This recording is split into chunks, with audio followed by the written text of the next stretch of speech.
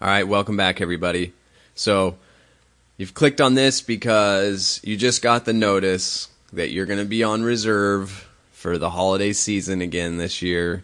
Throughout your hopeful week or two of vacation, you have to be on call to go do an inventory count somewhere out in BFE, some cold-ass warehouse, and you probably think that sucks, and it does, but just remember, kind of if you're going that route mentally, if you're not too happy with it, just remember that most of the people that are with the firm that are asking you to do this, they've all been through it. It's not something that your manager or senior hasn't done before.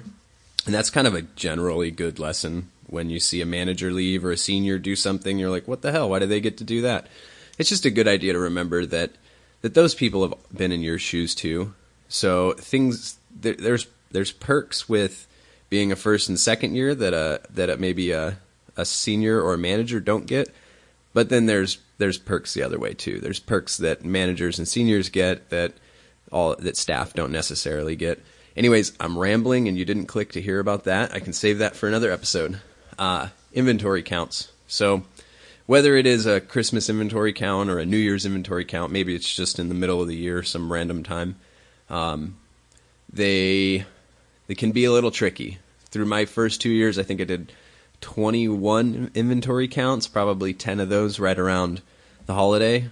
I always tried to make the best of them because usually it's at some weird location, but you get to drive there and stay in a hotel, and you can try to make the best of it.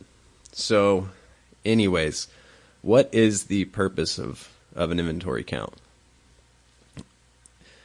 The purpose is to watch the client's process, to observe the client's process for counting. That's kind of a big piece to remember, that you're not there to test their inventory balance directly. It's not like running a sampling plan over a balance and then testing that stuff for existence. You're sort of testing management's process, and you are doing substantive testing during that, but this is important because in a perfect inventory observation, the count, you should get there while the count is kind of winding down, so to speak. Well, let's even say better. In a perfect inventory count, you see them start, deliver the instructions, get written copy of the instructions, and then also see them kind of finish. The reason for that is your counts should be recounts of what the client has already done. It shouldn't be side by side with them while they're counting their first run. Because if you found an exception while they're doing their initial counts, like if you found something that didn't agree to their books and you called that an exception, that wouldn't necessarily be right, because you haven't given them the chance to actually test and true up their inventory yet. That's the whole purpose of them doing an inventory, is to go, okay, let's see what we're missing, and we'll get our books accurate because we're doing this full physical count. So just remember that you should be doing recounts of areas that have already been counted. That's kind of a big key. But let me kind of back up. So what you're going to do when you get to an inventory count, whether it's in a warehouse, in a yard, at a oil field, at anywhere, you need to get there and kind of find somebody who's in charge. You've probably already talked to them in the weeks leading up, and you need to get some sort of inventory listing from them. That's kind of the biggest piece. So get a listing of all their inventory that hopefully they've already counted, and it's a pretty final list. They should have some kind of tag control over their inventory counts. A lot of companies don't have formal tag controls, but they do something to make sure that all of their counts, all their inventories have been counted, and that there's been no weird changes and things like that. So that you would probably need to talk to your senior specifically about how exactly to find a tag control to test. But anyways, back to getting the inventory listing piece. So you get your inventory listing, and hopefully it's an Excel document or a printed list or whatever. And what you need to do is make a sample from that listing and go find the product on the floor. So, for instance, let's say you're doing a solar company and it's all solar panels in a warehouse. So you say they have, excuse me, they have 50 different type of Yingli solar panels on that list. So you go, okay, here's type 1 Yingli solar panel. Show me where you have these solar panels, and you need to find them on the floor. So let me back up. Let's say that type 1 Yingli solar panel, let's say the company says on their listing that they have 10. They've already counted the 10 through their counting procedures, and you should be tracing that actual physical product back to the list. So they take you to where those 10 are. You should agree some sort of location description, location ID, SKU ID, some kind of unique identifier, and then the actual description of the product. So you need to count all the solar panels and agree it back to the listing. It's a really long-winded way of saying that's your sheet to floor count. So I'll try to be more brief about this.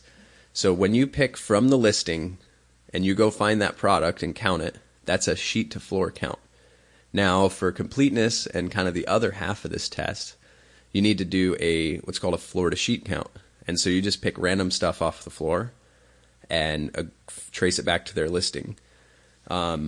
It's really as simple as that.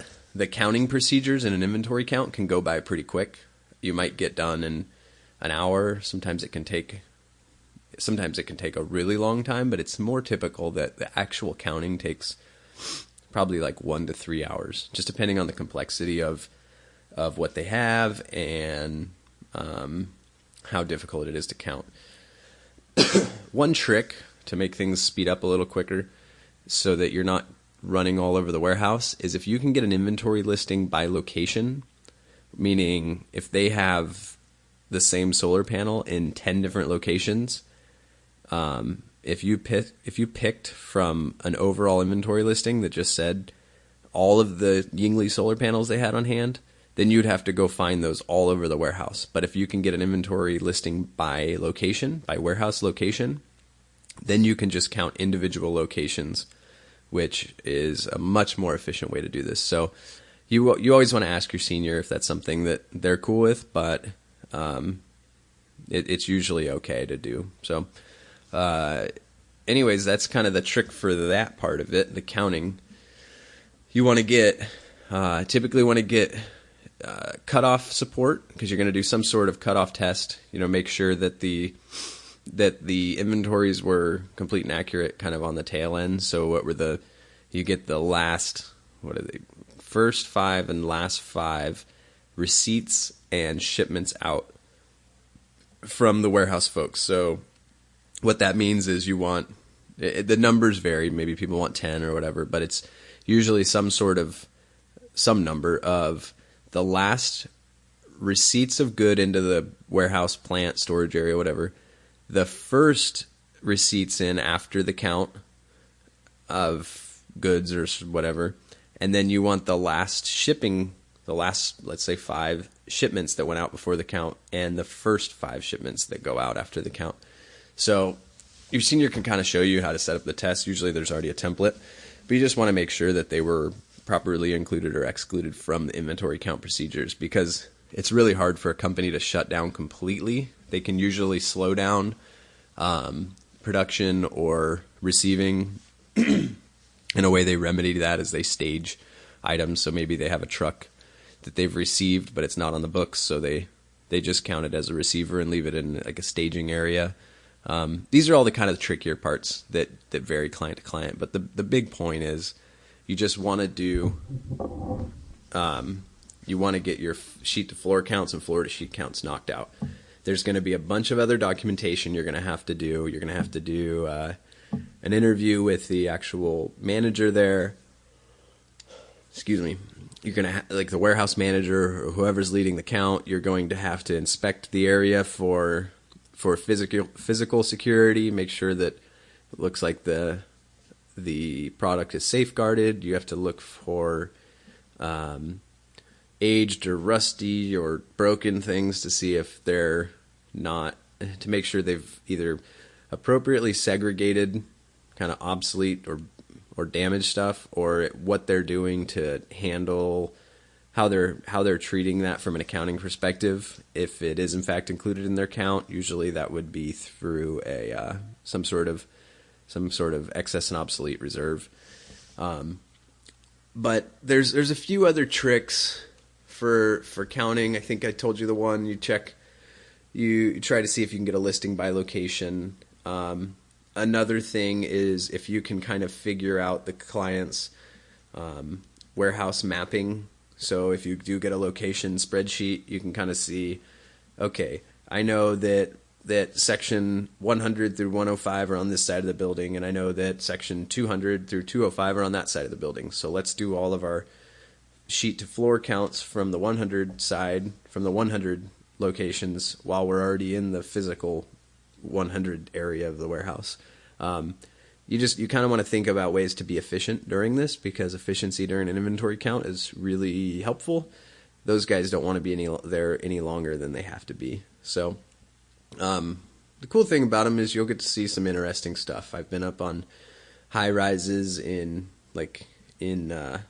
manufacturing plants. I've been lifted up and harnessed in and lifted up on weird forklift contraptions and cold storage warehouses, dipped tanks, looked at like just massive raw materials before. It's you can get to some pretty fascinating places while doing inventory counts, so it's not all bad. And so I hope you make the best of it. Anyways, if you guys have any more questions, just feel free to reach out. We're at The AuditCast on Twitter, theauditcast.com. There's a Facebook. We have a forum on our website. You can reach us any way you'd like, and just let me know if you have any questions. All right. Thanks, guys. Later.